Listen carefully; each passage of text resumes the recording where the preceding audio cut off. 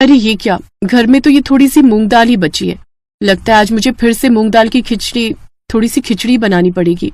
प्रीति मूंग दाल को चावल में डालती है और फिर उसमें मसाला डालकर खिचड़ी बनाकर तैयार कर लेती है। कुछ देर बाद वो सबको खिचड़ी परोसती है, जिसे देख चिंकी कहती है, क्या माँ, आज आपने फिर से खिचड़ी बनाई है? अभी 3 दिन पहले ही तो खिचड़ी खाई थी। अब अगली बार से हमारे लिए कुछ अच्छा सा खाना बनाना। बेटी ये उस खिचड़ी से अच्छी है, खाकर देखो। आज मैंने ये खिचड़ी मसाले डालकर बनाई है। माँ, आप ये कहकर हमें रोज रोज खिचड़ी ही खिलाती हो, ऐसा कब तक चलेगा? ऐसा नहीं कहते बच्चों, जो बना है उसे चुपचाप खा लो। तुम्हें पता है कुछ लोग तो ऐसे होते हैं जिन्हें ये खिचड़ी भी नसीब नहीं होती, खाली पानी पीकर ही उन्हें पेट भरना पड़ता है। अपनी दादी की ये बात सुनकर दोनों बच्चे बुरा सा मुंह बनाकर चुपचाप से खिचड़ी खाने लगते हैं और ये देख प्रीति को बड़ा बुरा लगता है। मैं जानती हूँ आप सब बड़ा मन मारकर ये खिचड़ी खा रहे हो, लेकिन घर में आर्थिक तंगी के कारण तुम सबको हर दूसरे दिन ये सब खाना पड़ रहा है।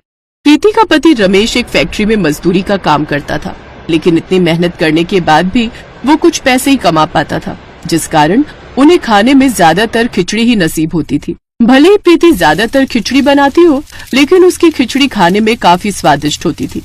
ऐसे ही एक रोज प्रीति, अरे ये क्या, मैंने जो सब्जियों के बीज बोए थे वो सब तो उगने लग गए। इसका मतलब आज मैं सबके लिए सब्जियों वाली खिचड़ी बना सकती हूँ। प्रीति कुछ सब्जियां तोड़ती है और उस रोज खिचड़ी में सब्जियां भी डालती है, जो उसके घर के लोगों को काफी पसंद आती है।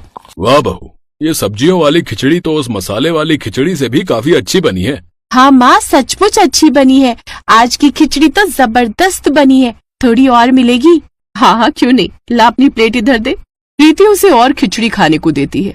उस रोज प्रीति भी खुश थी कि उस रोज की खिचड़ी के लिए किसी ने नाक नहीं सड़ाया और सबको वो खिचड़ी पसंद आई।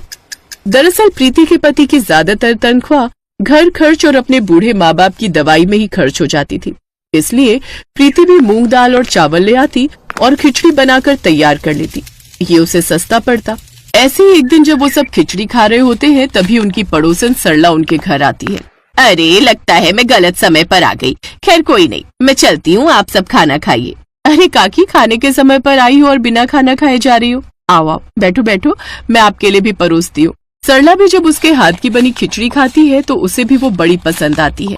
अरे वाह प्रीति, ये तो बड़ी स्वाद है। मुझे तो लगा था तूने कोई मरीजों वाली खिचड़ी बनाई होगी, लेकिन सच में इसमें तो बिरयानी वाली महक आ रही है।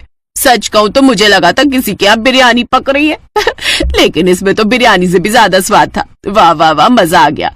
ऐसा कर बहू, थोड़ी सी मेरी चिंटू के लिए बांध देना, खाएगा तो खुश हो जाएगा। हाँ है जरूर, आप बस 2 मिनट रुकिए, मैं अभी लाई। सरला वो खिचड़ी लेकर वहाँ से चली जाती है। उधर रमेश उदास मन से घर लौट आता है। क्या हुआ जी, आप इतनी जल्दी काम से क्यों लौट आए? आपकी तबीयत तो ठीक है ना? कुछ भी ठीक नहीं है प्रीति, हमारी फैक्ट्री बंद हो गई, हम सबकी नौकरी चली गई। ये आप क्या कह रहे हैं? हाँ, मालिक ने कहा है काम में घाटा हो रहा था, इसलिए फैक्ट्री बंद करनी पड़ेगी और कल से काम पर आने की जरूरत नहीं है। अब हम क्या करेंगे? भगवान हमारे दुखों को कम करने की जगह बढ़ाई ही जा रहा है, लेकिन आप परेशान मत होइए, नहीं तो आपकी तबीयत बिगड़ जाएगी। अब रमेश भी घर पर ही रहने लगा, जिससे उनकी आमदनी रुक गई। मेरी तो कुछ समझ में नहीं आ रहा अब कैसे काम चलेगा। 2-3 दिन ऐसे ही बीत जाते हैं। फिर एक रोज सरला उनके घर आती है। अरे क्या बात है प्रीति, आजकल रमेश काम पर नहीं जाता? वो इनका काम छूट गया है, जिस फैक्ट्री में ये काम करते थे वो बंद हो गई। क्या बताऊं काकी, बड़ी दिक्कत हो रही है घर चलाने में। आप मेरे लिए कोई काम ढूंढिए ना। अरे मैं तुझसे इसी बारे में बात करने आई थी। उस दिन जब मैं तुझसे खिचड़ी लेकर गई थी तो घर पहुंची तो देखा मेरा भाई आया हुआ था शहर से और उसे तेज भूख लगी थी, तो उसमें से कुछ खिचड़ी उसने भी खाई। उसको वो खिचड़ी बड़ी पसंद आई और वो इसकी खूब तारीफ कर रहा था। आज मेरे पास उसका फोन आया था। वो चाहता है कि वो इस गांव में एक ढाबा खोले जिसमें तुम खिचड़ी बनाकर बेचो और जो भी मुनाफा होगा वो तुम दोनों का आधा आधा। बोलो मंजूर है तो करूँ बात। ये बात सुनकर प्रीति खुश हो गई, उसने झट से हाँ कर दी। सरला के भाई ने उस गांव में एक ढाबा खोल दिया जिसमें प्रीति तरह तरह की खिचड़ी बनाकर बेचने लगी। आइए आइए, स्वादिष्ट खिचड़ी खाइए, मजेदार खिचड़ी खाइए। भला ढाबे पर खिचड़ी कौन बेचता है? खिचड़ी तो कोई भी घर पर बना लेता है। एक तो इतनी तेज भूख लगी थी, ऊपर से खाने के लिए खिचड़ी है। भाई साहब, आप एक बार मेरी पत्नी के हाथ की खिचड़ी खाकर तो देखिए, आपको बहुत पसंद आएगी। अरे अब और कोई चारा भी तो नहीं, लगा दो 1 प्लेट। उस आदमी ने जैसे ही मसाला खिचड़ी खाई तो वो बहुत खुश हुआ। सचमुच ये तो कमाल की है भाई। मैंने सोचा नहीं था कि खिचड़ी भी इतनी टेस्टी हो सकती है। वाह वाह वाह, मजा ही आ गया। ऐसा कीजिए, एक प्लेट और लगा दीजिए। हैं? जी अभी लाई। ये सुनकर रमेश और प्रीति बहुत खुश होते हैं। अब धीरे धीरे उसके पास और भी ग्राहक आने लगते हैं और एक की जगह 2-2, 3-3 प्लेट खाने लगते हैं। पहले ही दिन उनकी अच्छी कमाई हो जाती है। शाम को प्रीति घर जाकर अपने परिवार वालों के लिए तरह तरह के पकवान बनाती है और उन सबको खाने को देती है। रोज रोज खिचड़ी खाकर तुम सब पक गए थे ना, ये लो आज ये पकवान खाओ। वाह माँ, मजा आ गया। बहन जी, मेरे लिए एक प्लेट खाने के लिए और 2 प्लेट पैक कर दीजिए। हैं? अब उनके पास रोज ही ग्राहकों की भीड़ लगी रहती। अब वो आधा मुनाफा खुद रखते और आधा सरला के भाई को दे देते।